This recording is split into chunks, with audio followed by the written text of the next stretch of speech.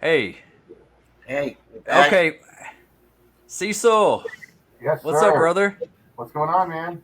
Hey, I was worried for a minute because my internet just dropped at my house, and I thought it dropped the stream too, but luckily it did not. I was just getting ready to email you. Yes, sir. No, sorry it took me a minute. I had to take care of some family stuff. Oh, I completely understand. I'm a family man myself. How you doing tonight?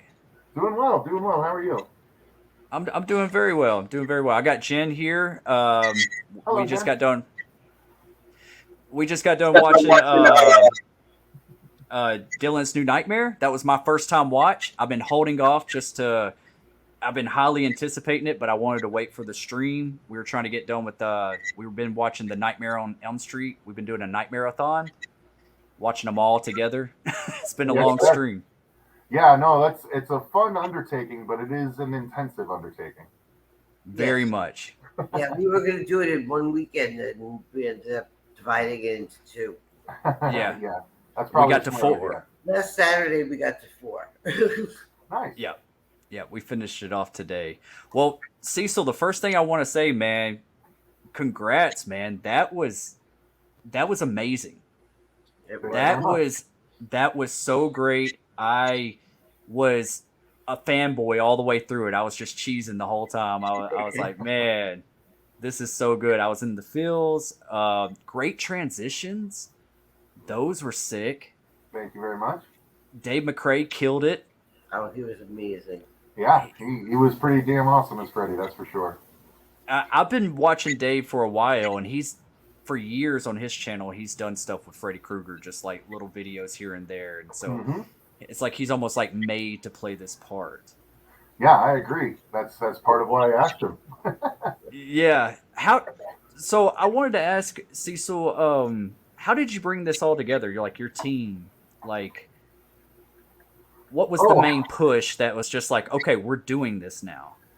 yeah, I mean it was a few separate things, a few separate instances. I guess it would start at Mad Monster, North Carolina, in I think 2018, and I we were covering it on the Horror Show channel as the official press for Mad Monster, and so we did the interviews with the celebrities, and so we were going to interview Miko, and I decided to do that interview and asked him a question about, hey, if someone ever approached you with a script, because fan films are big right now.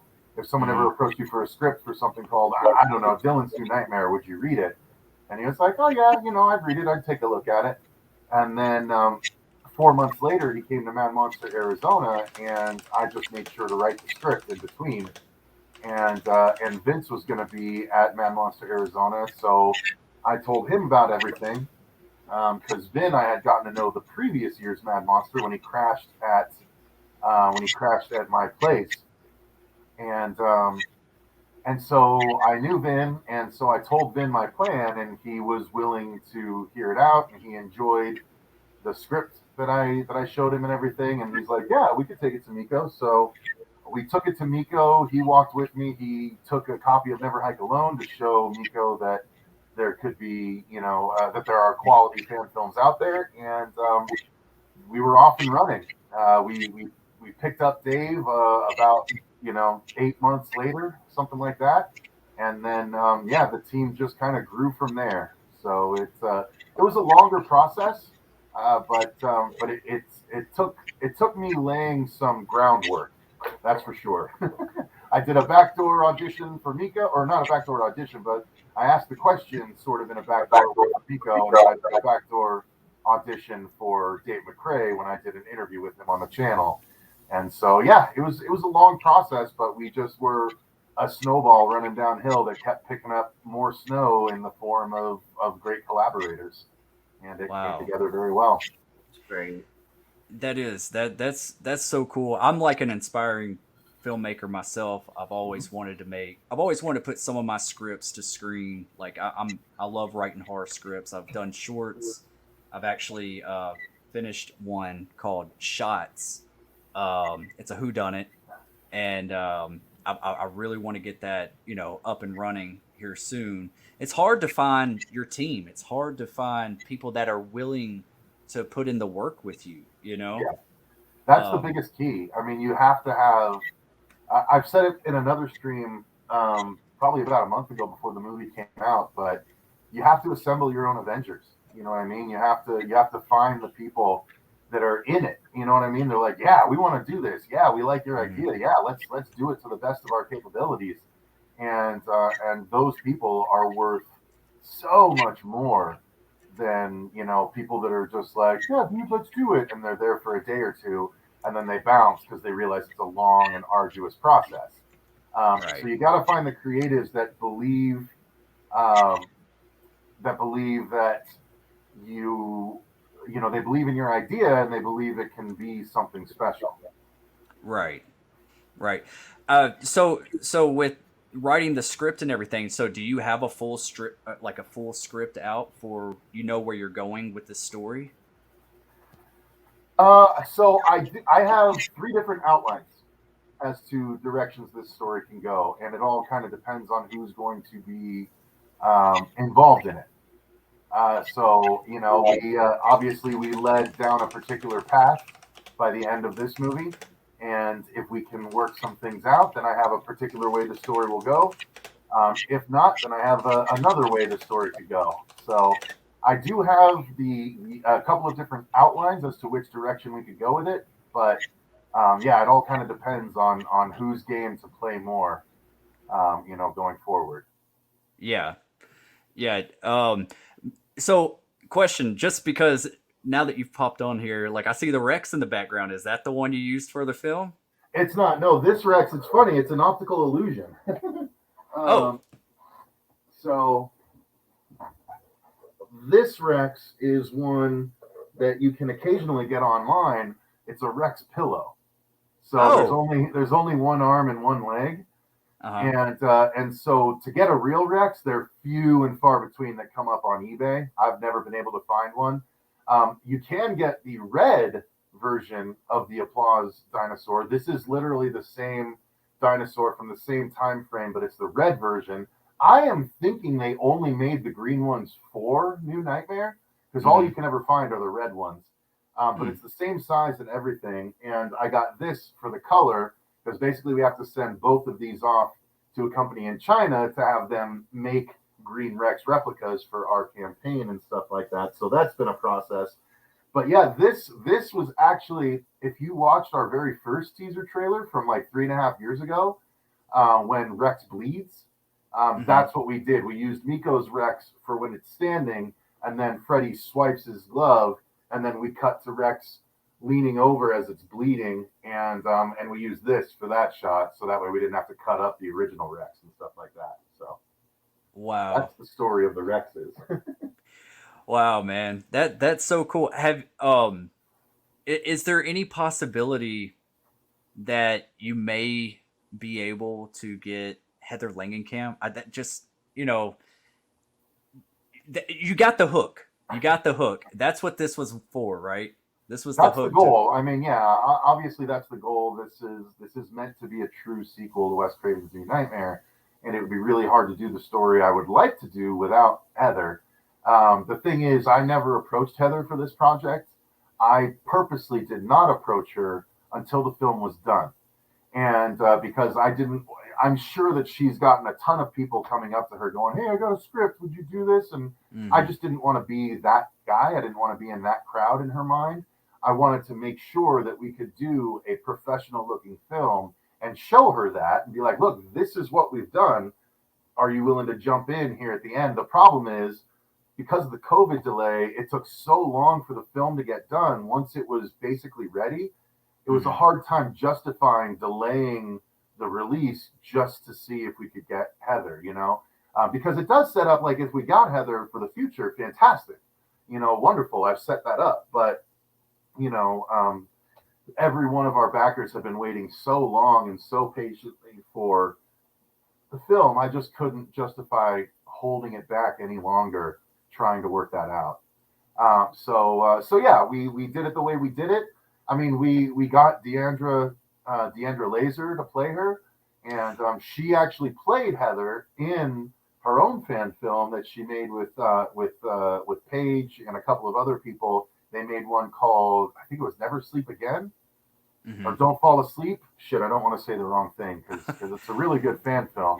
Let me pull it up real quick. And But didn't she help out with the Fredheads documentary? she did, yeah. She was actually in the Fredheads documentary with Yeah, Paige. Yeah, and so she knows Heather inside and out. She played Heather in this film, and so it seemed to me like a no brainer to bring her in to play to play Heather if we couldn't get Heather. Hang on. So yeah, it's yeah. called Don't Fall Asleep, the film. It was Hmm. put up about 6 years ago. They've got like 82,000 subscriber or views on it.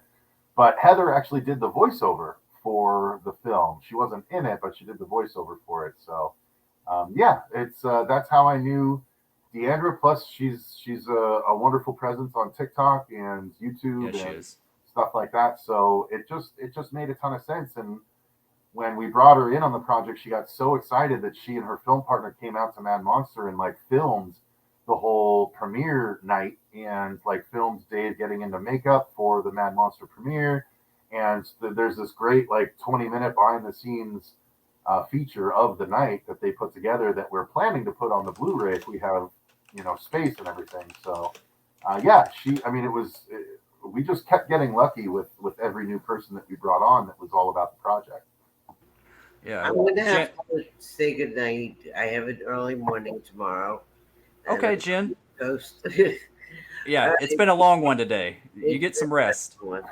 Thanks for watching it, Jen. I appreciate it. It's my third time watching it. I appreciate that. I can understand the desire to go to bed then. Yeah, I just hope I don't have any nightmares. No promises. Good night. All Good right, good night. night, Jen. Have a good night. All right. Um. So, man, like I'm still like I feel like I just want to watch it again just because I wasn't ready for it to be over. I was like, oh, we still got like 8 or 9 minutes left, Yeah. but and I was thinking, so I wasn't expecting that. I was expecting like another Freddy moment at least with Miko, and Miko did such a great job. Dave did such a great. You did a great job as a director. That's like my man. If I could ever just become a director, direct something that I'm passionate about, even a Freddy film. Like I've been a Fred head since I was 5, and Mhm. I've actually talked to Robert Englund about this. I've hung out with him for like 4 hours one night after a convention. I got lucky. I could never see him in line. He kept getting capped off, and me and a buddy was hanging out with Lance Henriksen, just drinking like all weekend. Lance is really cool. Yeah, he Um, and Lance drink a lot. They were drinking at Mad Monster out here. yeah, yeah, yeah. They're buddies. You can tell. Mhm. And so I'm just like sitting here. It's like a Sunday. The convention's over. I'm kind of drained. And here comes Robert's like, can I pull up a chair right here? And sits next to me. And we just got champagne and white wine. That's what Robert loves. So if you ever hang out with him, you might have already hung out with him. I don't know. We did. We went well, so that's the thing. It was Sunday after the convention ended and Robert and Lance were at the bar, the hotel bar, but they had like two bouncers shooing people away. Mm, So Miko and I were hanging out and we were going to attempt to talk to him and Miko decided to kind of go over and say hi because we had seen him at the photo op that we did the previous day. And I was just like, okay, we'll see if I get the wave over. And eventually I got the wave over. And so I went over and he basically it was very quick. Miko was just saying, yeah, this is the director of our film. And he was just like, oh, that's great. But like, I don't think he really registered what we were doing. mm-hmm. So, he was already kind of in relax mode and stuff. So he was polite and we just basically excused ourselves. So I don't know if he's aware of the project, if he's seen the project. I was going to ask. Yeah, I don't. I mean, he didn't watch it at Mad Monster. He was, it was late and stuff. We didn't start it until 11:30 on Friday night, so it wouldn't surprise me that he didn't make it. But I mean, if he's aware of it, I'm not sure if he put two and two together, like, oh, that's the thing Miko was talking to me about at Mad Monster, or not. But it is what it is. Yeah, yeah. Somebody's going to bring it to his attention and keep resurfacing it to him. He needs to see it because I'd love it it's if he epic. did. Yeah. Yeah. that's crazy. Like it was really bizarre how my interactions was with him. Like he put his arm around me and he was just like giving me a bunch of dad advice, That's awesome. he's really what kind of like lit the fire under my ass to like move from where I used to live in Memphis, Tennessee, like North Mississippi area where nothing's going on. And I was like, man, I'm born in the wrong area. And he was like, Destin, what are you like in your mid 30s? I was like, yeah, I'm 37. And he goes, where do you live? And I told him, he goes, you got to get the fuck out of Memphis. You ain't going to be shit there. I was like, yes, sir. He said, you got about 10 good years to really do something with your life. And I'm like, okay. So now I'm living in Dallas, Texas. So yeah, a lot more creative people here that want to do something, that are willing to be, be a part of a project. So yeah, that was kind of like my the kick in the ass for me to move. I sold my house and moved out here. Yeah, understandable for sure. Yeah. I also wanted to ask you, and I know your time's valuable, and you can just tell me when you're ready to go or whatever. I'm a huge fan of your channel. Been watching you for years. Thank you. One of the biggest inspirations why I started Destination Station, and Appreciate that. So yeah, man. Anytime you want to do a collab, I will make time for you. All right, fair enough. But for the inspiration for the look of Freddy Krueger, obviously, Dave brought him to life, but the look of Freddy was so sick. It was. Tell me a little bit about that. Where did I kind of feel like I know? Like I kind of got Nightmare 2 vibes with it, and I got Wes Craven, New Nightmare vibes also, but kind of a demon Freddy. You nailed it. Those are all three looks. Those are the three looks that I wanted to match together for our look. Wow. It's actually really cool. Primarily 2 and Demon Freddy, and the fun story I have with this is when we went out. Hang on one second. Bear with me just a second. Sure. Sorry, I'm a little. I feel like I'm starting to get under the weather, so I had some schnapps that I had to slurp down. I didn't want to do that audibly. It's going around, man. Tell everyone that I did it instead. Much better. But yeah, so we went out and McCrae was going out to LA for the Voice Awards that he was nominated for. And I was like, well, shit, let's just do our head casting because Nora's out there at the time. And if you're going to be out there, let's do the head casting for the movie. And he's like, okay, cool. So we did. And when we did it, there was a point at which it was producer Dave, who's been, who I created the channel with, 10 years ago. And then it was Vince DeSanti. Try not to yawn on camera either. Sorry, it's been a long day. So I know, man. But yeah, and so it was myself, producer Dave, Vince, and Nora in her living room. And she was like, okay, so let's talk about the look. What are you thinking? And I was like, well, I have 2 specific looks in my mind that I would like to draw off of, mixing with the New Nightmare look. Mm-hmm. And she's like, okay.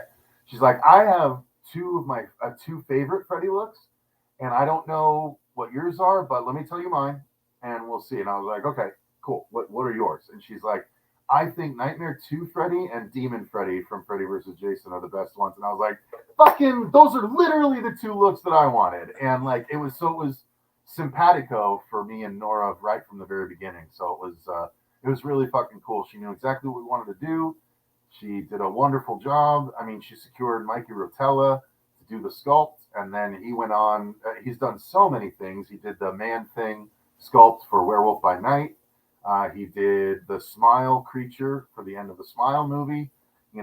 He's super, super talented as a sculptor. And he did our Freddy, and Nora did the application and painting. And, together it was the Wonder Twins activate. They really knocked our Freddy out of the park. Yeah, it looks great. Did Dave did it have to be applied to Dave more than once? Oh yeah, we did it 3 different days. Three different days. So the first day it took about 6 hours. And then the other 2 days it was like 4.5 and then 4. So Wow. they got better about it, but yeah, it was an arduous process for him. Yeah.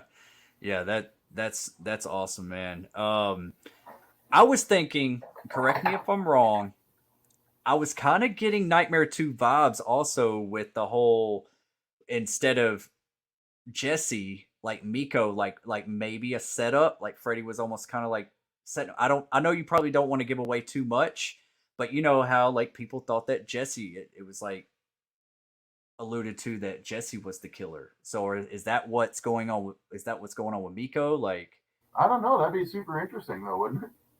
yeah, they're definitely, absolutely. I don't know if I don't know. You know, we have it. Like I said, we have a few different ways we could go, but we've talked from the beginning about trying to make this, like trying to update Nightmare for today's audiences in Mm. a specific fashion. Like we didn't want it to come off like an 80s slasher because New Nightmare didn't come off like an 80s slasher. New Nightmare was essentially a drama with horror aspects thrown in, and that's ultimately where Dylan's New Nightmare landed, which was on purpose. But you know, we purposely were trying to make it feel almost like it could belong in the A24 verse.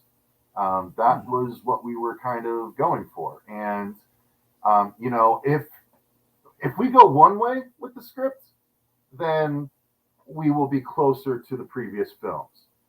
If we go another way with the script, we will not be closer to the previous films, and we will be something a lot newer within the franchise. I don't want to say much more beyond that, but yeah, we've thought it out, and we have a particular tone and feel that we're going for with this, and it all just depends on which way we go with the story. Wow. And Miko is full game Oh yeah, for. he's on board. Yeah, the rap party for the film was almost entirely. It was like 3 hours of some of the main players just throwing out ideas for the rest of the story, like based on my my baseline. I was like, we could do this, this, and this, and then everyone else was like, okay, well, what if this and what if this, and we just kind of just had some fun with it, and yeah, so we have a few different ways we can go, and we're excited about all of them. Yeah, because as a director, you definitely knew how to build suspense, Yeah, and thank you. that's one thing I love in my horror movies is suspense. Like, it has to be there, or there's no dread. There's Yeah. no, that's just it goes together. The thing that worked better than I thought it would is the pen. The pen pisses off so many people. Yeah, yeah, there you go. I'm over here holding one right here. Visual aid. Yeah, no, dude, there's so many people who's like, would she just stop fucking clicking the pen? And I'm like, yes. Like, I'm like, oh, she's gonna stop. That's what a So couple people were saying while we were watching it. They were like, the pen's really getting on my nerve. I was like, I think it's purposefully. yeah, yeah, it definitely was. Definitely was. Well, I mean, you can hear in the sound design, the pen gets more echoey as it goes on. Yes. So like we purposely did that. Like that everything that happened in the film was completely on purpose.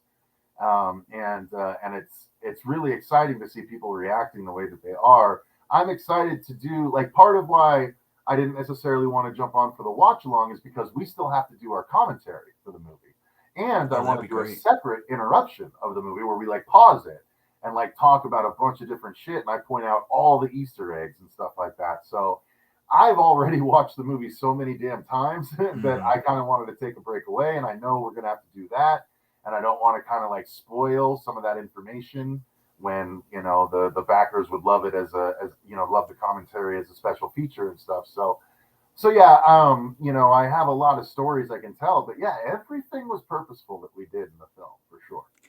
So was it written in?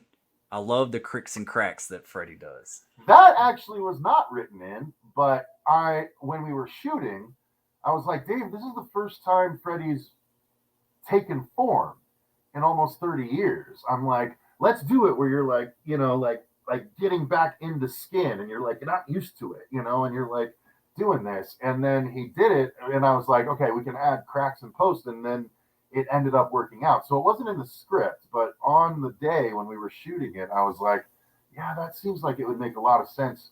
And we could do a badass, cool reveal while he's doing it and stuff like that. And yeah, it worked out well. Wow. Wow. It does. I mean, I loved it. I love the transition shots. I love the cricks and cracks. I was like, man, this is the kind of stuff that I'm into. I'm watching like every little detail. I'm like, man, Cecil's the real deal. I appreciate Oh, that.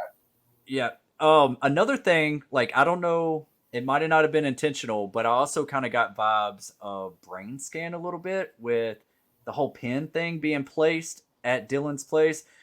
I was like, that's why I was like, are they going to take it? Is that the approach we're going with? Is like Dylan, people are going to start pointing fingers at Dylan, like maybe he's the killer, kind of like Edward Furlong in Brain Scan. I mean, so I haven't seen Brain Scan. I'll be completely honest with you. Oh, But sorry, I didn't mean to spoil no, it. no, no, no. You're good. You're good. Um, but um, but yes, he technically does have a piece of evidence, and he was the last one on the psychiatrist's books for the day, Hmm. and the police would have found the body, and so there would be questions. And Yeah. so perhaps there might be questions in the offing in the future installments, and he has to be very careful about the fact that somehow he suddenly has evidence. Wow. Yeah. I love it, man. I love it. I honestly, I thought, and you might still have this in the works or something, or you may not, but this is just me because I'm always just brainstorming ideas or hoping for this or whatever. If you're That's just how. so, not to interrupt you, but that is the sign of someone that is a good creative. And what I would recommend is don't be the stupid kind of creative that's like, I'll remember that. Fucking take out your phone and make a note. Like that's what I do. I have a note sheet just specifically of ideas. I have a DNN note sheet, things that I need to get done for the movie, and then I have literally a movie ideas note sheet that I'm. If something pops up, I write that shit down because you never know what's going to land and what's going to be fun to develop down the line when you have more time. So yeah, Mhm. if you're that kind of person, fucking make notes, dude. Make notes. Thank you for that. I appreciate it. Um, I was thinking whenever Miko was picking up that Rex in the closet, I was like, oh man, are they gonna make Freddy pop out from behind the clothes and go miss me? I thought that, and I thought it was gonna happen.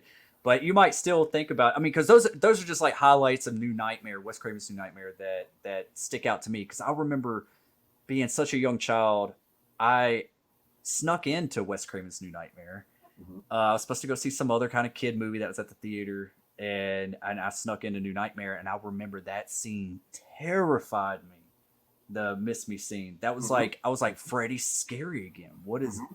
like he's not Freddy's dead anymore. So Yeah, we purposely. I mean, I could have done that, but it just would have felt too much like, oh, they're just using Wes's dialogue and stuff like mm, that. So I was trying to make it at least different in that sense, while still allowing for certain nods here and there and things like that. But yeah, I did have a moment where I thought Miss Me might work, but ultimately I was like, nah, let's do something else. yeah, yeah, I can see that. Yeah, when you're there, you're kind of like I want to do my own thing. I don't want to Yeah, I take Wes mean, so Craven many people be stuff. like, "Oh, you just use Wes's dialogue," it's like, whatever, okay. Yeah. But yeah, the things that I threw in as nods and stuff, a lot of people seem to be appreciating. Some people don't haven't picked. Definitely, there's things that haven't been picked up on yet. There's one thing in particular that only like one of my YouTube friends pointed out. They're like, dude, I noticed this and I was just waiting for something to happen. And I was like, you're the only one that's noticed that so far. So like there's Hmm. a lot of fun little things. And again, that's part of what I want to do the movie interruption for. So I can pause it and be like, that's one of the things. You know what I mean? So I'm excited to be able to do that with Miko and Dave and Vin, hopefully at some point. Yeah. Do you have like a timeline of like how is that going to be in the near future or? We'll have to do it in the near future because I want it to be special features on the Blu-ray, and I've already got people demanding their Blu-ray and DVD perks. So we got to get it done soon so we can start printing all that shit. Hey, I'll be So first in probably line to not. purchase it. Hey man, yeah, I mean our Indiegogo is still open for people that want to grab a Blu-ray or a DVD or a VHS even, or any of the other number of perks that we have available. All that's there now. Tomorrow I plan to put up a number of screen used perks. Um, there may or may not be a bloody pen in and amongst those things. So yeah, a lot of different things from the film are going to go up on the campaign for anyone that wants to still contribute. We still have some post production costs we're trying to cover. But yeah, I mean, there's a lot of fun things that are going to be available to people. Wow. I can't wait, man. Also, I'll add the Indiegogo link and everything to my channel, to this video Thank you. and everything. So when it goes into replay mode, um, Beautiful. that'll be there. Appreciate that. So yeah, I should have done that already. I'm sorry. No worries, dude. You're good. So yeah, I know, it. I know that y'all are gonna do this, but like, would you ever consider doing it in segments instead of just getting like, is there like a goal that you would need to complete this project, or are you considering just doing it in 30-minute segments? No, I mean, if we ultimately have to do it that way, I guess we could, but I don't really want to do it that way. This one took so long to get finished just because of the COVID delay and everything. I don't want to do segments because Jesus, it might take another 10 years to get the whole thing done if that's the case. I Yeah. would very much like to do what Vince did, and he did two Never Hike Alone movies before he was able to crowdfund the remaining three parts as one full length feature, and he raised $300,000 to do it. I have 3 to 4 more parts of the story. Um, so if we did segment it, it would be 3 to 4 more parts. But I would much rather do that as a full length feature to finish out the story instead. But realistically, we'd probably have to raise like 500K to do that right. Because, to do, like, you can do Jason, you can do Michael Myers, those aren't super expensive. But when you're talking about Freddy and you have, a lot of Dream makeup to do, sequences. dream sequences, exactly. It's a more expensive thing. So we just have to wait and see how much everyone likes this one to see if we'd be able to raise $500,000 to do the freaking rest. And at that point, like, I have an original slasher that I'm very excited to do, that Nora wants to create, that Vince wants to be a part of, and a couple of other people want to be a part of that I can't talk about yet. But that would take probably 575, 750 to make. So it's like, if I'm going to raise that amount, I should probably try and raise it for an original thing. But that's the thing. I don't think I'd get that money for an original project until I finished Dylan's New Nightmare. You know what I mean? And then people would be like, "Oh yeah, he did it great. Let's see what his original thing might be." But even then, it would raise way less money. So I mean, it's a weird thing. We just kind of ride this wave for a bit and see how it performs. It's pretty cool to have like over 50,000 views in 2 days and stuff. So that's great. But we're not monetizing it, so it's not like we're making money off this thing. It's truly just like a $50,000 business card for us all, and I'm hoping that it will lead to other opportunities because that's about all it can do. I know Besides that's everything that demonstrate our everybody's skill, talking about. Yeah. Yeah. See, that's what I was. I know some people were saying that, like, I guess some channels were actually showing the footage of the movie on their channels on the Yeah, streams. they're doing watch-alongs and stuff. I didn't want to do that without your permission. I was like, I don't want to get demonetized, and I don't want to steal anybody's, property or anything like that. I'm not about that I over here. appreciate So it. I'm of the ilk that I'm a reactor at times. I react to trailers and things like that.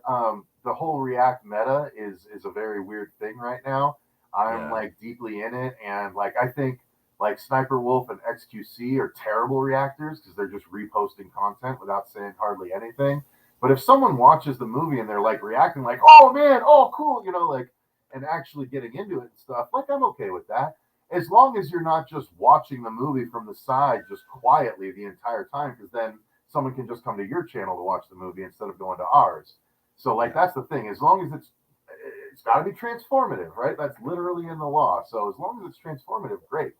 But if you're just watching the movie silently from the side and then afterwards are like, "Guys, what did you think?" Like, that's shitty. You know what I mean? yeah, I don't know that I would copy strike anyone because I don't want to be that guy either. But I appreciate people like you that are cognizant of such a thing. I would have yeah. given you, permission just because I feel like you're smart enough that you know to react and stuff. So, but yeah, I appreciate the awareness and stuff like that. Yeah, yeah, absolutely. That's why, like, even like talking to you back and forth, I was like, I'm not even going to like put you in the thumbnail or anything because I respect other content creators. I So appreciate it. By so the way, you don't look 37 at all. You look like 27, bro. So oh, like, thank good you. for you. Yeah. So if you need an actor, I've done some acting in my time too. I drink a lot of water. I guess. I guess I'm aging okay. You But must yeah, I be, get because that a yeah, lot. dude, you look like 27, not 37 by any fucking stretch. Yeah, So man. I'm good, 30. good on I'm you. 37. I've lived a hard life. You definitely don't look 5 years younger than this. You look 15 years younger than this. That's why I say that. Well, I did shave this morning, Ah, so okay. I haven't shaved in years, so I don't know. I know I have a dimple chin that I haven't seen in a really long time. And the problem is I'm trying to avoid seeing the other chins that I've accumulated over time. oh yeah. Well, that's just natural in my family. We just all the Williams You get family. the We just goiter we got the turkey neck thing going, and I've been fighting that my whole entire life, man. constantly. You're just in bed going like Yeah, like doing neck exercise. exercises Yeah. and trying to sweat. Like, Yeah, there I you wonder if go. they got like one of those like sweat wraps for your neck. Yeah, probably, right? Yeah, just Hey, there might be a market for it. that's not a bad idea. Just a neck sauna. Yeah, instead of your waist, just your neck. Yeah, Yep. exactly. That's pretty funny. But yeah, I appreciate that, man. I get that from time to time. Even at my job, they're all like, "Hold on, you look like you're like 20 something," and I'm Yeah, like, "No, I'm for sure. 37." My kids are like teenagers. Oh wow. Like, Yeah, yeah, that's I've got two, and one's 2.5, and the other just turned 7. So yeah, nice, man. I guess I'm a little late on that front, but Well, me and my wife, we have, it's like mine, hers, and ours. We're blended. gotcha. So we have one together, and my youngest is 6. So Yeah, I had my lady and I got pregnant, and then I got a 2-for-1 deal because she already had one. So I was like, sweet, there you all go. right. Nice, nice. Just going dive deep, just like, all right, I'm daddy. Yep, apparently so. Not only Yeah, to my boy, but also to a 7-year-old girl, and I gotta figure out what the hell to do by the time she's a teen. yeah. Um, I don't want to keep you too long. I know your time's valuable and No everything, worries, buddy. man. But I was curious, like how, like, I mean, you already kind of like touched on it and everything. Like the interaction with trying to find, trying to get Robert to see this film or know about it. Mhm. With Miko, does Miko and Robert, are they not close over the years? Does Robert even remember Miko since he's older now? How long has it been since they've seen each other? He does. They don't see each other very often. Miko had said it had been a few years since he'd even seen him, and when we did the photo op, it was myself, Miko, and Dave McCrae, and so the people running the line were like, "You're gonna have 10 seconds at the max, so you go in, you do your thing, and you move on, and like don't talk to him and shit like that." And we're like, "Oh, okay, this is great." So like I obviously had to not abide by that, and when we walked out, I was like, "Hey, Robert, good to see you." And he's like, "Hey, boys," and I'm like, "You remember Miko?" And he like looks behind him. He's like, Miko, and he like gave Miko a hug. And then he's like, "Okay, boys, we're on the Elm Street lawn," and he did the picture, and then he's like, "All right, see you later." So like that was as much of an interaction that we had for the photo op because we were at the very not the very beginning, but we were very early in the photo op, and the line was incredible. Oh So I'm yeah, sure he was just wanting to get to the next people. I don't think he was trying to diss Miko or anything, but their relationship, it's there, but it doesn't seem quite as prevalent and stuff as it probably right. once was. Yeah, I was just curious. I'm curious about things like that, just Yeah, interactions with other actors, and because if you've seen the documentary that Robert did, the Robert Englund story, yeah, he does. That's his thing. He leaves a mark, an impression on co-stars. Like everybody, myself. It's just his. It's just the way he is. He's yeah. just a caring person. He takes his time with you. He's not somebody that just here's a signature, move along. Mhm. Yeah, Um, the people that he sits at his table and talks to, he'll give them like 5 minutes. But right. the photo op, not so much. Different animal there. Right, right. I remember doing the photo op with him and Heather, and it was me and a buddy. I think Rawhead Nick. He's in the chat. Yeah, what up, He's a Rod big, Nick? yeah. He's like a brother to me.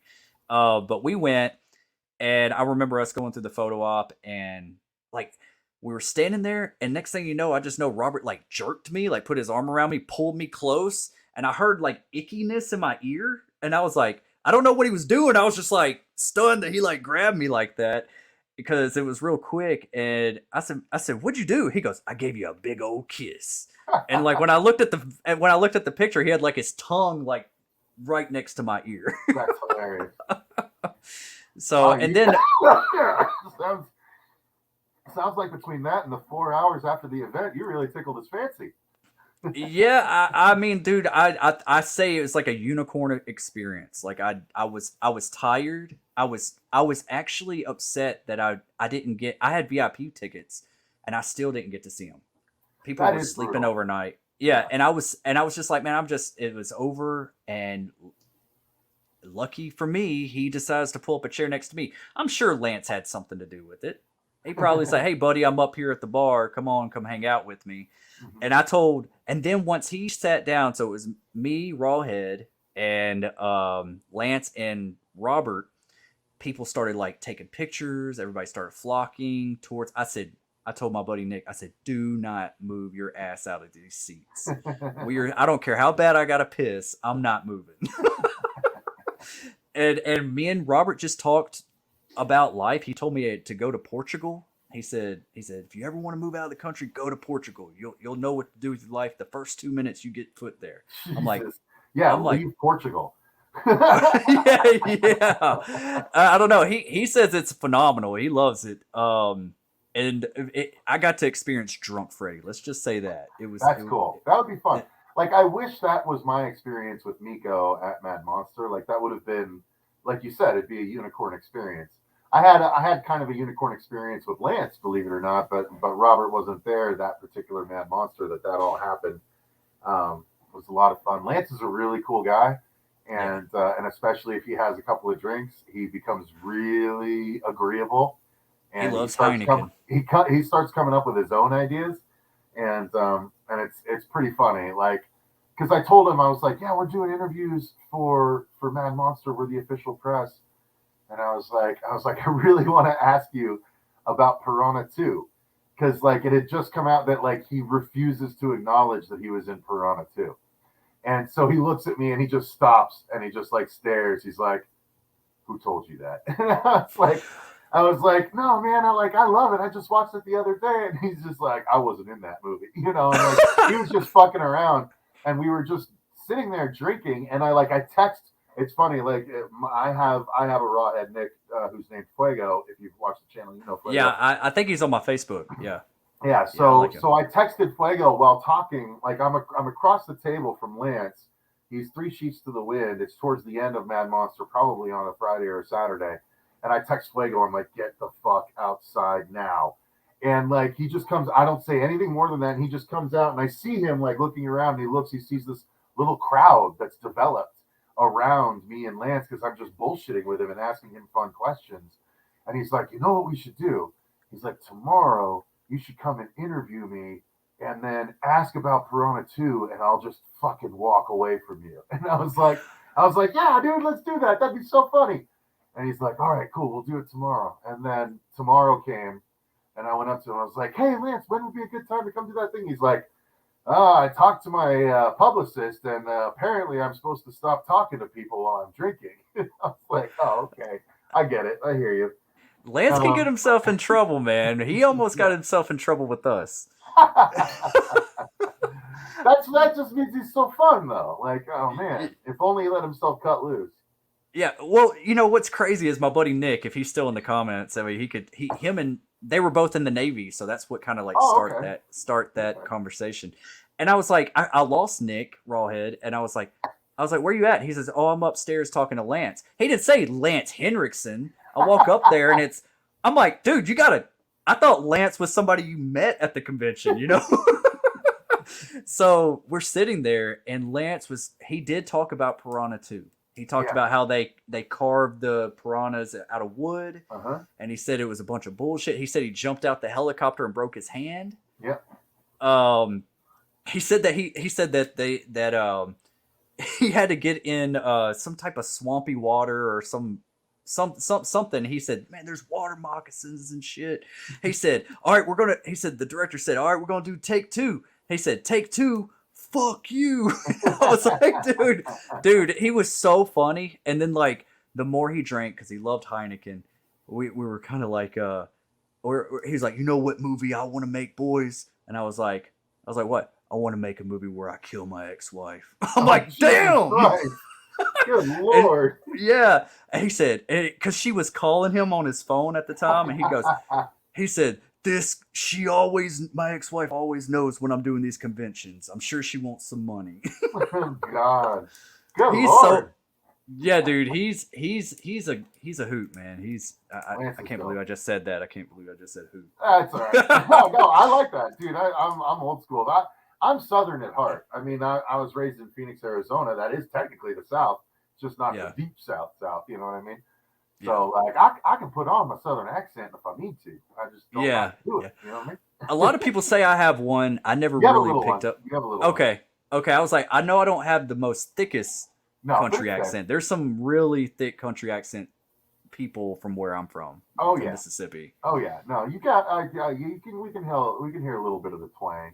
Yeah, yeah. It's all right. It's all right. I'm It's all rocking right. it. No, it's a character quality. You know what I mean? It's Yeah, great. there you go. It sets you apart. Um, yeah. So I don't know if you know who Red West is. Uh, Off the top of my head, I can't place it.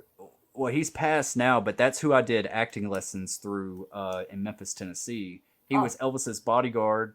oh, He's been in a bunch of Elvis movies. He was the boat captain, and I Still Know What You Did Last Summer that took them to the island. ooh, that's Yeah, probably that the only thing I've seen him in. Then I've never seen the Glory. Elvis stuff. Yeah, yeah, I haven't either, but I've always heard that he played like the bad guy trying to beat up Elvis or something. Gotcha. Fair enough. Fair enough. But My yeah, experience with that all this amounts to Bubba Hotep. I have not seen that yet. I've always What? wanted to. Yeah, I've Dude, never that's seen one of it. Bruce Campbell's best. I heard. I've always wanted to see it. I've always seen it like in the blockbusters and stuff, like sitting there, and I just never pulled the trigger on it. I You just are never. 37. Yeah, I guess so. Yeah, Straight yeah, up Blockbuster. You yeah. caught the tail end of Blockbuster. Blockbuster was my fucking home, bro. Mine too. I worked there. Like that shit was crazy. I love Blockbuster. Like I love seeing that Blockbuster is still out there in some fashion, even if it's just one store. It makes us want to bring one back. Like let's Yeah, bring that experience back. You know. dude. I see some of these fucking crazy. I don't know if you curse very much. I'm a cursor, so Go ahead. all right. Go ahead. I see some of these fucking TikTokers that are like, come check out my basement. And they've converted this whole basement into a goddamn video rental store. It's Yeah. like got all the fluorescent lighting, it's got all the VHS racks and all the DVD racks, and it just looks so fucking cool. And I'm like, why can't I win the lottery and do this? Exactly. Exactly. Like this stuff that I have behind me. This is like That's a cool little not. collection. Is that a Yeah. real Chucky or the Spirit Chucky? It looks like a real one. I don't know. I picked it up at Spirit Halloween, so Okay, it's then it's probably not. that It's one. you got the same one as me then back here. Yeah, It's probably. he looks a little on the special side. Just a little. Just Yeah, a yeah. little. But it's great for a backdrop. Of course. Yeah. The box, the empty box by itself, with the top flapped open, people are like, look out for Chucky. So all you really my need is an empty box. my 6-year-old always comes in here and says, "Daddy, can we open that Chucky?" I said, "You don't want to open that guy." I'll show you a but movie in a few years and you'll never but ask again. let me see that Predator right there behind me. Oh, is that okay? You can't even find that. I got that in Mexico City when I climbed the pyramids when I went to go Oh, visit my wife's shit. family. Apparently it's made out of bone. I don't believe it, but that was hella hard to bring through customs. I'm I telling you. can imagine that. So I have something from Mexico too. It doesn't appear to be. Oh, it's downstairs. So I cosplay as Sweet Tooth from Twisted Metal, Hmm. and the mask that I got is fucking beautiful. And the only reason I cosplay as Sweet Tooth is because I was in Mexico for a trip for my work like about 4 years ago, and just walking down the street, one of the little bodegas just had a bunch of masks outside for sale, and one of them was the Sweet Tooth mask that they had listed for like $20. And I was like, 15. And they're like, okay. And so I got the beautiful fucking sweet tooth mask for $15, and I brought it back, and I had my cosplay friend attach hair and a leather band to it, and then he Wow. created the whole sweet tooth costume for me, and it came out really fucking cool. Let me see if I can. I have a picture of it on my phone. I'm gonna do this janky style and show you on the camera, see if it works. All right. What'd you think about Twisted Metal? I enjoyed it. It obviously was not the fucking the tournament we had hoped for, but Mm-hmm. that's what season 2 is supposed to be. So that's Oh me man, that right is there. sick. That is nice, man. Yeah, it's a Wow. And you got that great in little mask. Mexico? Yeah, for $15. I'll show you the less colored version. This is it without special. Oh God, no, it's not going to work, is it? Hang on, let's see if I can get it to focus correctly. There There we you go. go. Yeah. Nice. Dude, that's So yeah, awesome. it's a sick little mask to get for $15 off the street in Mexico. I was like, what the fuck? And everyone that's seen my shit has been like, where did you get that mask? And I was like, Mexico, bitch, go find it. Like, I don't Yeah. even know. You can negotiate over there. Yeah, yeah, for sure. That's kind of like what I did with that. Well, I didn't negotiate. One of my wife's uncles did. I don't know what they were saying. They were talking Spanish, and they talked it down for me. So yeah. But like all my stuff, like when I moved to Dallas, all my stuff is still packed up in the garage because we're still like house hunting and everything at the moment. Ah, So I know this isn't my permanent spot. So like I have gotcha. It's so a good many looking movies. background for not being a permanent spot. That's way more effort than I put in. Yeah, thanks, man. I appreciate it. It's a small spot, but it works. Me and my wife, we both work from home, and she has one end of the house, I got the other. That's great. I like the turtle shell screen over there. I feel like there should be some voluptuous lady changing behind it right now. Which one? The screen you got at the back there, it looks like one of those changing Oh, screens. I mean, I'm calling it a screen, oh, but yeah, yeah, this yeah, the wall divider. yeah. Yeah. Oh, okay. Yeah. I had that up at my last place, and I'm always on like Microsoft Team calls and Zoom and all that kind of stuff, and I was Oh, like, I so need just throw that something. behind you as like a background. Yeah. Yeah, it's Yeah. cool. Like it's a distracting background for people that like shapes. Yeah. Yeah. Yeah. Yeah. It was pretty cheap on Amazon. I was like, oh, Oh I yeah. like I like that one. Yeah, that's a good. So I'm telling you, you got a good looking set. Again, I just kind of haphazardly throw shit around the room, and I'm the I same will way. say shout out to my butter Robert. No, my buddy Robert, who's helped out for the channel for a while. He like curated this whole background, and we just still haven't replaced a lot of the stuff from the Gathering of the Ghouls event that we were just at about 2 weeks ago. So it'll improve in the near future here. Yeah. Are you planning on attending other horror conventions to promote this? Not so much, honestly. I don't really have the money or desire to travel Yeah. currently. I'm kind of in the Kevin Smith too fat. Well, the old Kevin Smith too fat to fly boat right now. I'm a little heavier than I like to be. Well, a lot heavier than I'd like to be. So I have to work on that before I want to comfortably travel anywhere. But yeah, like right now, I mean, the movie's out. Like I don't need to travel with it. People can kind of come to it. You know what I mean? And I'm just excited to see it grow, and hopefully we can break some kind of good numbers by the end of this holiday weekend, and maybe we'll start to get some of the higher up attention that we're looking for. Right, right. I think you're gonna get it. I mean, because that's what everybody I've been waiting for. I wish I could have went to the convention. I think you were on my buddy's channel. I shot him 6 times Yeah. a while Yep. a while back. I was in the comment section, and me and Oh, okay. him we've talked about doing a podcast together and everything, and I wanted to go to that convention. Like, so the next convention I'm actually going to is in Lexington, Kentucky, Oh, okay. Scarefest. Yeah, Yeah. we did Scarefest. Oh God, what number was it? I can't remember, but it was like I think that was 2017 or 2018 that we did Scarefest. Scarefest was awesome. It Is was it a good one? yeah, yeah, it's huge, or at least it was Okay. when we did it, and they had like a black carpet, and we covered that, and we had our fake reporter, Rainbow Rules, interviewing people, and basically she would just lean over the rope and be like, "What's your favorite sandwich?" and shit like that. It's really fun. And Scarefest was a great time. They were actually having a Phantasm reunion that year, and Okay. it was the year after American Horror Story Freak Show, I believe, because there were a lot of the Okay. quote unquote freaks there as celebrity guests as well. It was also one of the last events that George Romero attended, and Mm, we very luckily managed to get an interview with him that event. It was actually a really fun story. Fuego got to interview him because his fucking watcher, his person that was supposed to be watching over him, walked away from the table when Fuego decided to ask for the interview. And he was like, "Yeah, sure, let's do it now," instead of the person going, "No, he doesn't do interviews." So I just ran over with the camera before she came back, and we asked him a few questions. And so we got a interview with George Romero on the channel. It's that is fucking dope. that's awesome. I know it's not George Romero, but you like the Return of the Living Dead series? I do. I do. Return of the Living Dead's a lot of fun. I actually think growing up, Return of the Living Dead stuck in my head more than Night of the Living Dead because it was Same. brains, brains. That was all fucking Return. That wasn't Night at all. You know what I mean?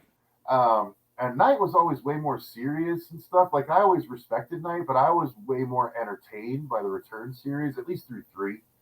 And four was okay too, but man, when it got into the straight to VD, like Rave to the Grave and all that shit, it got real, real bad.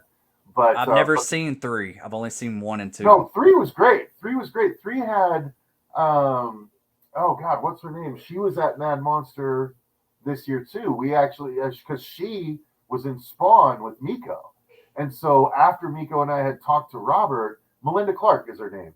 She came up and Okay, was yeah. like, "Hey, Miko, I don't know if you remember me, but I was in Spawn with you." And he's like, "Oh, that's right." And I was like, "Oh shit, you were Jason Wynn's replacement assassin after he killed Al Simmons." And she's just like, "Yeah." And I was like, "Dope." And she plays the lead in Return of the Living Dead, where it's like the chick with leather and piercings that's becoming a zombie, but is still like dead sexy. You know what I mean? Like the term "dead sexy" might have come from her in this movie.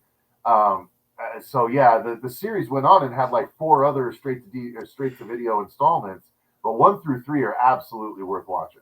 Yeah, that's what I heard. I didn't even know there was a fourth or fifth one or anything like Oh, that. dude, yeah. Let me look it up right now because yeah, Rave to the Grave and a couple of other ones.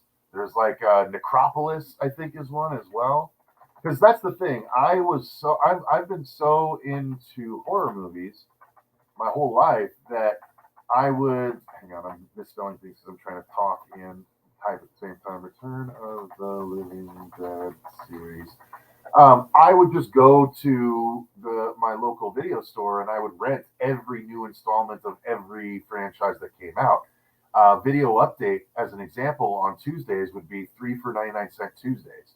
So I would go and just rent 9 movies for $3 and watch them over the course of about 3 days.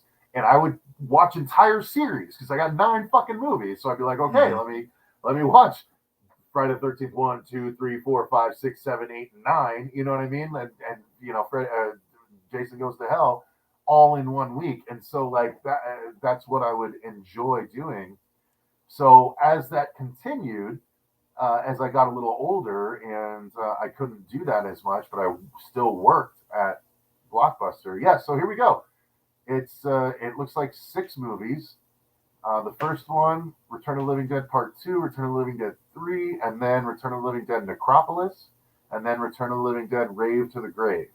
So I guess I it's re- just those 6, but okay, because last night we just started a new series on my channel. My wife and my sister-in-law came on. They wanted I'm kind of getting them on camera because like when they get together, they cut up and they like to roast movies. So I got this new series on the channel called Film Roast, nice. and Return of the Living Dead was episode one, and we had a really good time last night. It was funny. Dude, the Tar Man is still one of the coolest zombies ever put to film. Yeah, yeah. I when watching that, I was like, I remember this so much. I used to love that thing, and there were certain things like it still got a little bit of evilness to it, like Mhm. him burning himself Mhm. that time, and you hear that song come on, and he puts like his wedding ring down, and I was just like, man, I remember that, like the feeling, the first feeling I got when I saw that scene. I was just kind of like, man, that's evil. If I'm not mistaken, it's the end of the first one that got me, that scared me for years. Isn't that the one where the boyfriend breaks through the attic and is like Julie as they freeze frame or something like that? Yeah, yeah, Yeah, I yeah, love that ending. That ending used to scare the shit out of me as a kid yeah. because I Me was like, too. "Oh my god, they lost! Like she's Yeah, gonna get eaten by her boyfriend," and I was like, "Holy fuck!" So like, yeah, that was a turning point for me. But that freeze frame with the Julie like yeah. always stuck with me. I want your Yeah, brains. Yeah, and exactly. that's Tom Matthews. Oh my god, I totally forgot that. Huh, Yeah, that's funny. that's yeah. They whenever they're like getting sick and stuff, they really ham it up. They're like crying. Oh, I was like so tired of hearing them moan. Oh yeah, one of them like puts themselves in an oven, right? If I'm not mistaken. That's the scene I was talking about. Like it's near the Yeah, end of the movie. That and that's it. Just like I was like, man, that is a horrible way to die. Like awful. you're putting yourself into it, So and awful. yeah, that always like just something like like something just goes up my spine when I see that scene. I'm like, oh Yeah, man, that just irks me. 100%. Yeah, but that's definitely something we're doing now. So seeing the girls, they're funny as hell doing these film riots. They love like cut, even, and I like always say, like, just because it's a B movie doesn't mean it's a bad movie. I love it. No, of course It's not. nostalgic for me. So Yeah, I mean, yeah, there's so many of those movies that I love. Killer Clowns from Outer Space is one of my all-time favorites. yeah, Forever a B movie, but one of the best B movies of all time. You know what I mean? yeah. Yeah. Another thing, and I know we got to wrap up here soon. But going back to Robert and everything, Mhm. and asking about Miko and all that. Like the reason why I was asking that is because I did interview Nathan Basil, who played Leslie Oh, I love Vernon. Behind the Mask. Yeah, Yes, I love it too. And Robert's a big fan of it. Robert's favorite movies is Behind the Mask, Wes Craven's New Nightmare, and Scream. He said that's those are great. that's the movies he's always said. Man, that's why I And really wanted to see this movie, but like I'll never know what his actual reaction is because I know he loves New Nightmares so much. And right, I tried to honor it as best I could. Like, oh man, I really hope he enjoys it if he ever sees it. yeah, I know he's on that. What is that app? Cameo. Oh, is he? Yeah, yeah, he's on there a lot, but I think he's really expensive. He's like $500 or something like Good that. God. Yeah, he wants his Like, money. I don't need a cameo. I just want you to spend 30 minutes watching my movie. Yeah, there you go. Tell me Five what you hundred think. dollars for him to watch it and promote it. Yeah, exactly. Not even promote it. Just watch it and tell me what you think in a cameo. That would be great, man. That would be super awesome. And I was gonna ask you too, with the whole Indiegogo and everything, like if I wanted to raise funds, and I've never done anything like that, but I would definitely need a budget to bring some of my films to life. Yeah. And is there any tips or tricks that you would recommend? Because it's hard to get I'm like regular, like new properties off the ground than something that's attached to, That's the thing. I mean, I can't really advise in that capacity because I haven't done that yet. I use the property that people know about. yeah. So that really helps with everything. I mean, you just have to have an idea that people will buy into. But I would say, don't just put up an Indiegogo or a Kickstarter campaign with an idea. You have to have a proof of concept. I spent $7,000 of my own money to film the teaser trailer that we filmed for when we launched our official Dylan's New Nightmare campaign. So like, because I didn't want to launch a campaign without like showing, hey, this is the kind of quality you can expect. Now I absolutely hate that fucking teaser trailer that we made 3.5 years ago. Like I would rather pull it off the internet, but it still gets views and it still drives people to the story. But Hmm. I think it's kind of trash compared to what the final product ended up being. But I was willing to put up that money because I had faith in the project that would yield enough money for us to make the actual thing. So it just worked out. It worked out that I happened to have a job that I was able to make the extra money to be able to do that. But yeah, without a proof of concept, you're it's so much harder to get people to buy into your idea. So you Yeah. have to have something that you can make, even if it's 30 seconds or a minute long.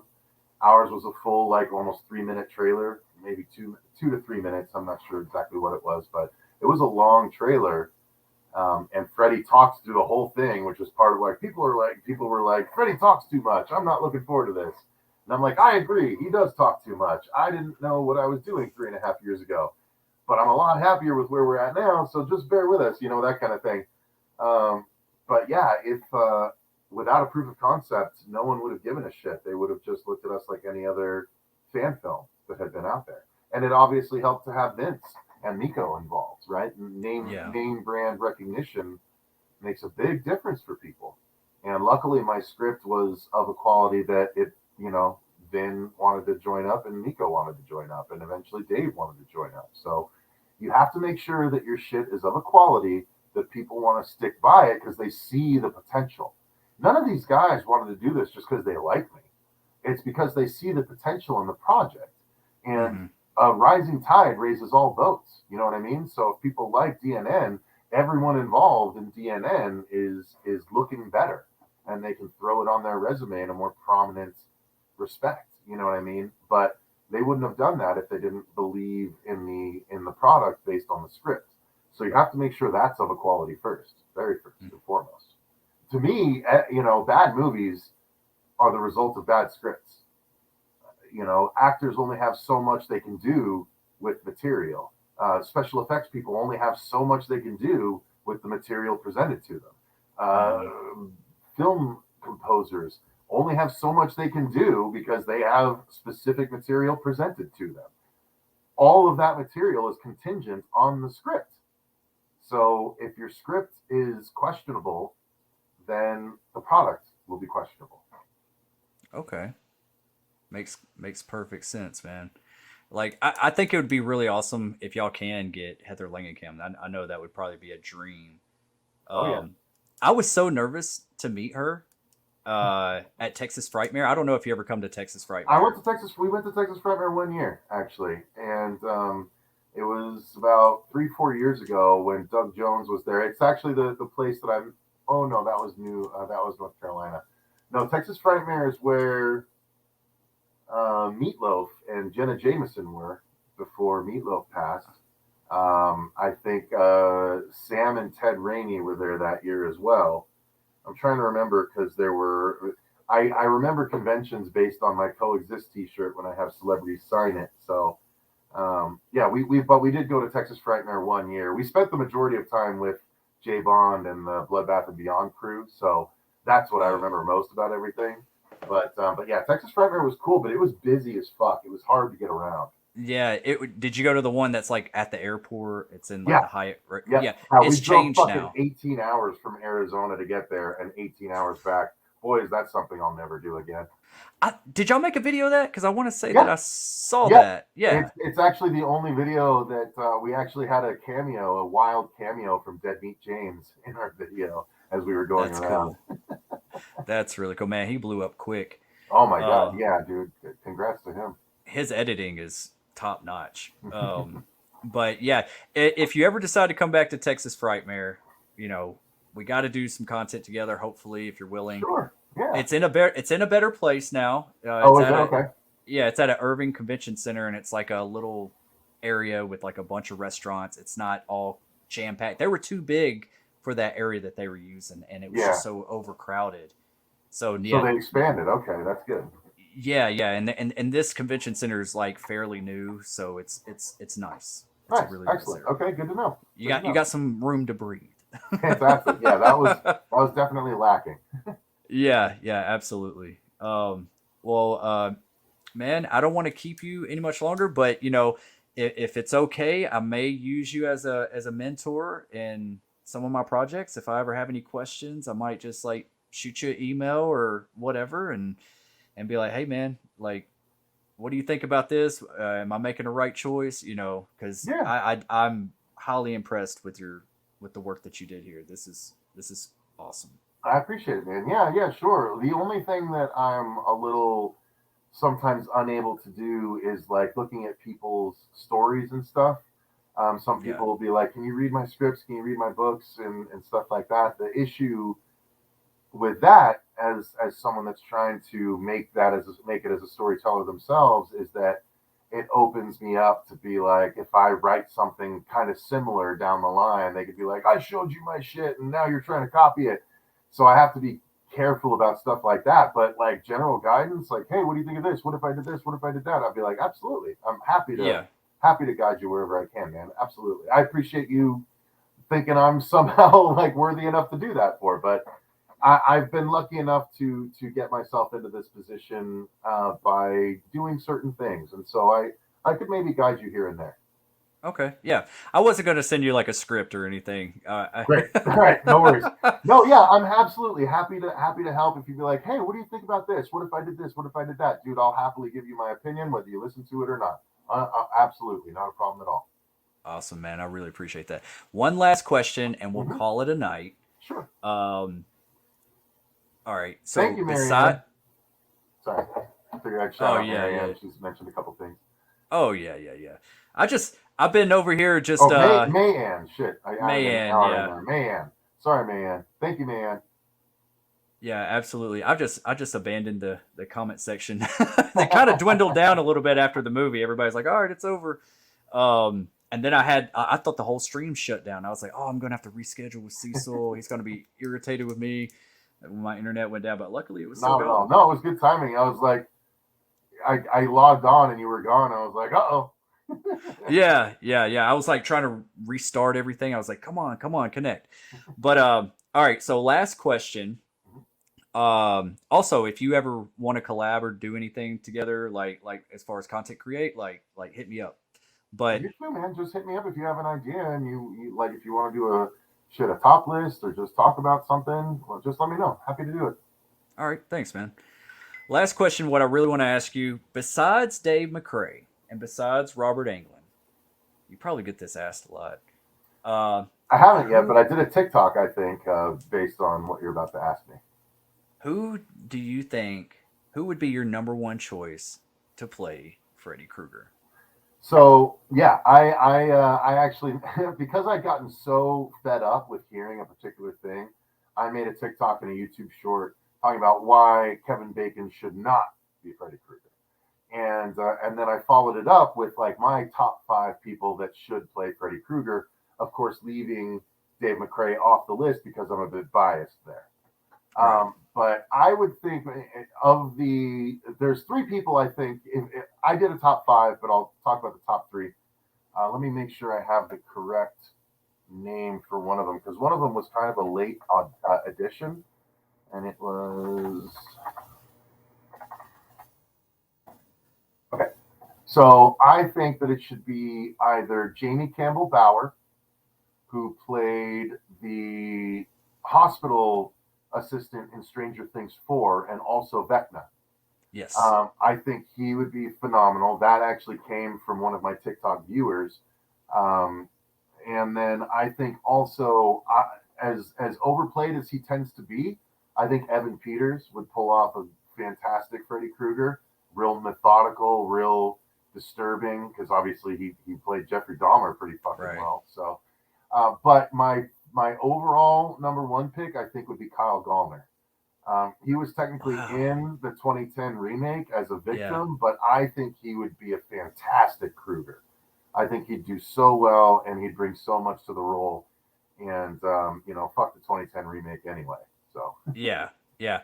The only thing I liked about that one was the micro naps. micronaps, exactly right. Yep, I was like, man, that's cool. They just didn't do enough with it. yep. I Um, like that, and then I liked the one line where he's like, takes the brain 7 minutes to die after physical death. yes. We still got 6 more minutes to play. That That was was a awesome. fucking fantastic Freddy line. Yeah. Fantastic. But Yeah. yeah, other than that, the movie was pretty dog shit. Yeah.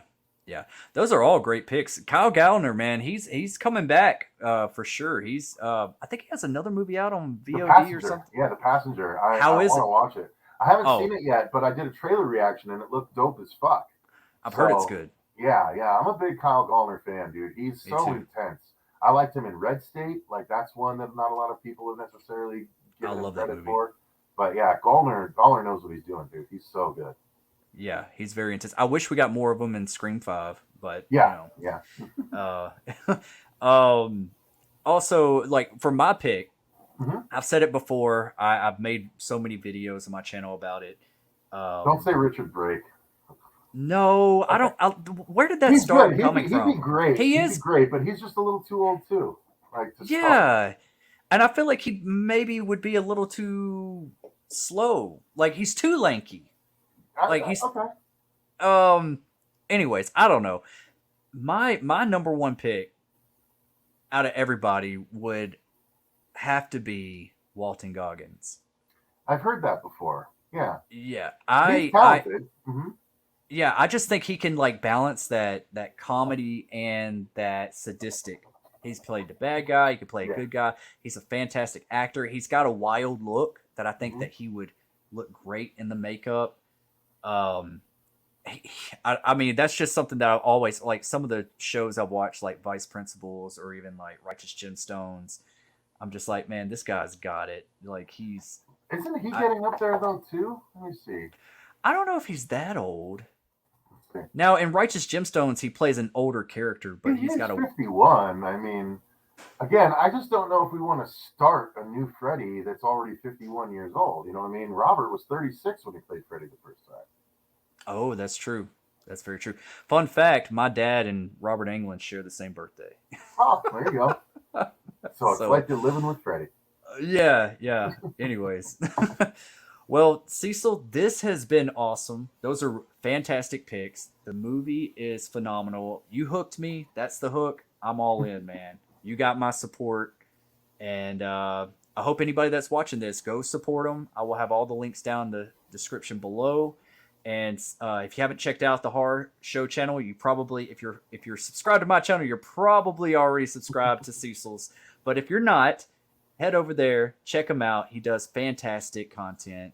So yeah, Cecil, thank you so much for coming on here and just spending a little time with me. It's been truly an honor, and just picking your brain a little bit of the filmmaking process and just hanging out with you, getting to know you a little bit. Yeah, man. It's I been great. appreciate you having me on. Not a problem at all. Yeah, just anytime you want to do something, let me know. Yeah, man. Absolutely, man. Well, I know you got a family to get back to, just like me. So Appreciate it. I'm gonna let you have the rest of your evening. All right. Well, you have a great rest of your day, man. Thanks very much for giving DNN a bit of attention here. I appreciate it. Absolutely, man. And keep it going. All Have a right. good Take night. care, brother. Bye. All right. That was very, very entertaining, everybody. Cecil is such a good guy. He's awesome. Been wanting to get to know Cecil a little bit more. I'm a big fan of his channel, so yes, go check him out. Just getting some insight on Dylan's New Nightmare and the filmmaking process. If you're watching this on the replay, you'll have all those links down in the description. I have some of them down there now, but I'll add more once this goes into replay mode. Thank you so much for hanging out. We are going on 2 hours and 41 minutes, a little longer than I expected, but you know what? Cecil deserves all that attention because I'm a big fan of his. And go check out Dylan's New Nightmares. Support this. Go to the Indiegogo. Go support this project because we need more Freddy. And this is absolutely what they have put together, what they have brought to life is truly spectacular. I love it. I'm a big Fred head. If you're anything like me, go check them out. So yeah, I'm not going to keep babbling alone. I know we've been doing it for almost 3 hours now. But I love you all. Thank you for hanging out with me tonight. And as always, you already know, I'll be right back. I'll be right back.